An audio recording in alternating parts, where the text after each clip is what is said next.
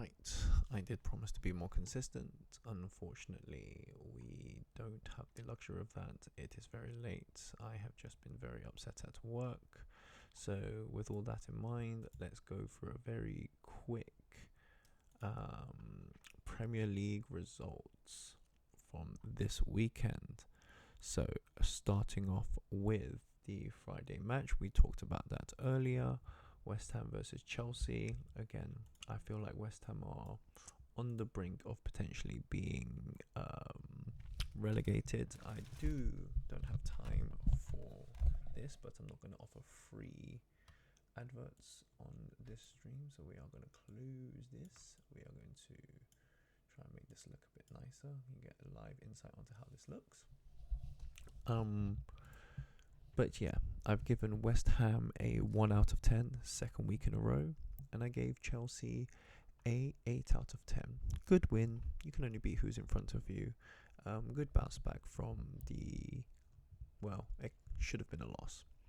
The next match was a surprising result, the early kickoff on the Saturday, Spurs versus City, a relatively dominant and still controversial match. Spurs seem to have to be City's bogey team, to be honest.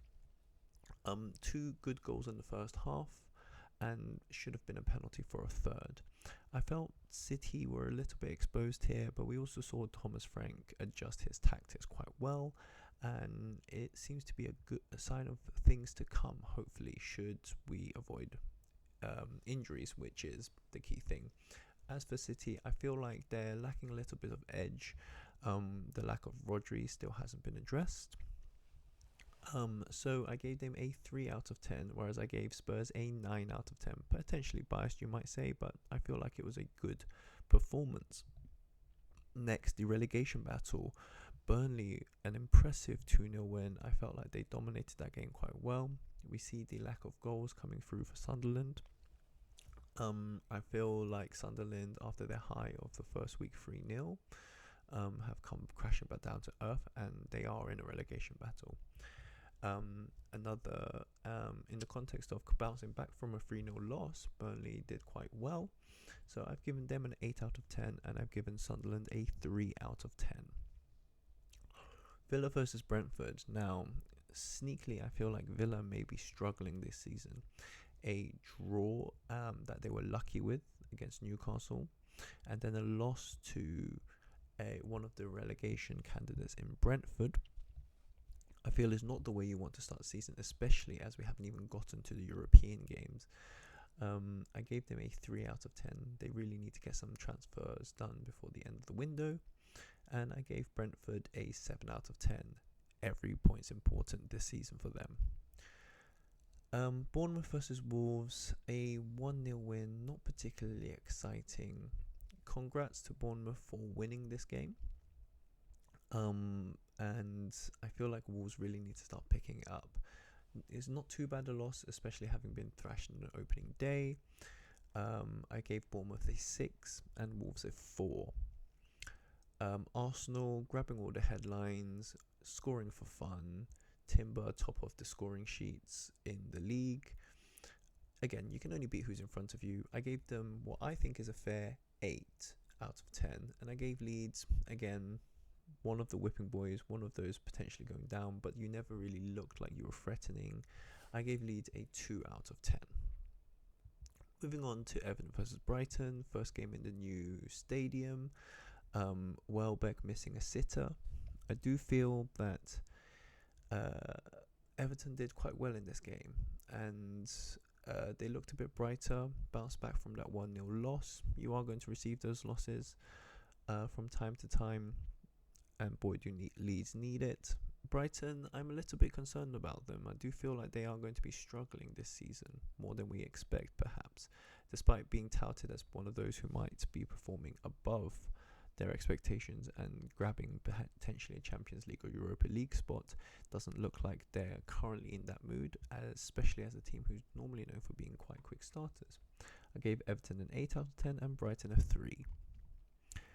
Next, Crystal Palace versus Nottingham Forest. Honours were shared. I feel like this was quite a fair result. Nottingham Forest tend to be in quite low-scoring matches. Palace, quite a resilient team under Glasner, despite losing Eberici Eze. And we'll probably talk about that in the next video. We've probably passed the window where that's the most relevant story. And we'll come on to the most relevant story in the next two games. Fulham won, Manchester United won. The first time in a significant period of time, I don't exactly remember how long, that Manchester United haven't won at Craven Cottage. The YouTube commentary has already started. Is AMORIM under danger? These signs of things to come. I would say let's hold our horses. The media loves to jump on a story and, when they smell blood, like sharks. But I would say let's contextualize this. A good performance despite a loss. I would say another good performance. They had a lot of chances. They had a penalty that was skied over ridiculously from Bruno Fernandes, who's normally quite good on penalties. I would say they looked brighter, but they just lacked that finishing edge. And if they, a couple of chances here and there, if Raya wasn't a god in goal against Arsenal, if Bruno Fernandes puts this penalty in, ifs, buts and maybes. But ultimately, I think they will be okay as long as they hold steady. And I think it is unfair to start calling for AMORIM's head, especially, I would be willing to potentially put my life on the line to say that Potter should be sacked before AMORIM.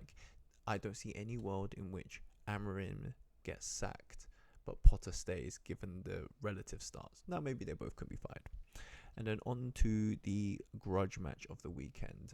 Liverpool-Newcastle. Actually was able to watch this game in its entirety. I caught glimpses here and there, but was busy, like I said. Liverpool, grabbing a goal despite being under the cloche. I would say Newcastle played amazing at the beginning of the game. Really should have been ahead, but for the lack of Isaac, ultimately. And then around the half-hour mark, Gravenberch takes a pot shot, takes a little bit of a deflection. I don't think Pope was ever getting there. And they're 1-0 up. And then Gordon, rash challenge. I think it was a red, to be honest, especially as soon as it went to VAR. Maybe in the olden days that would have been a yellow, but we're in the era of, was that dangerous? Was it high? Was the person in control? And the answer to all of that was no. So I think Gordon, as soon as it went to VAR, was definitely going off, let's be honest. And then I expected Newcastle to peter out. They get Liverpool again, start the second half well. Ekitike 3-3, 2-2 in the Premier League. He looks like a missed opportunity from a Newcastle perspective, let's be honest. Constant booing, but never doubt the spirit of Newcastle. Got back in the game, put Liverpool under the cloche. Bruno Guimaraes coming in with a goal, and then drawing it level. And Elanga looked bright in this game. If they had a more cutting edge, I think they would have beaten Liverpool. If Isaac was playing and, he wasn't on strike, I think they would have won the game. Ultimately, they should have gone ahead, but for that lack of cutting edge. And then, as champions do, Liverpool pulled it out the bag.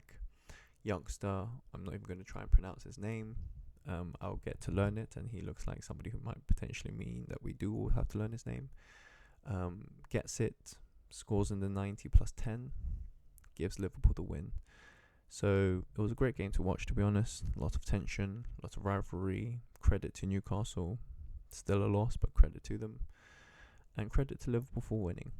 I think I've missed a couple of ratings. So I gave Crystal Palace a 6 for fighting back resilience, and Nottingham Forest a 5.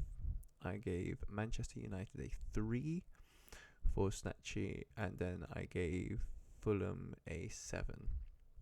Liverpool I gave a 6, I believe, for grinding out that win. Poor defensive display, and I think they are going to be exposed this season. So it's more of a you score 5, I'll score 6 environment. And I gave Newcastle a 6 despite losing. Solid performances from Newcastle over these 2 weeks, 6 and 6. Anyways, let me know what you guys think of the results, and stay tuned for my Friday or Saturday predictions. Given the context of everything else that's going on, I think it's most likely going to be a Saturday video with poorer quality, so pre-warning for that. Thank you guys for watching. Peace.